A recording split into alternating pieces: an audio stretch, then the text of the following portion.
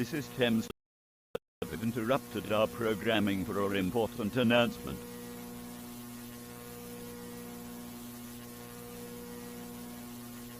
At 6:18 this morning, scientists at NASA discovered a rogue star that is on a collision course with the Sun.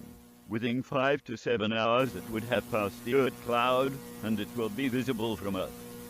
The official name of this star is T0N-1977. The collision will be visible from Earth, and the shock will vaporize anything within 778 million kilometers, meaning that Earth will be vaporized instantly.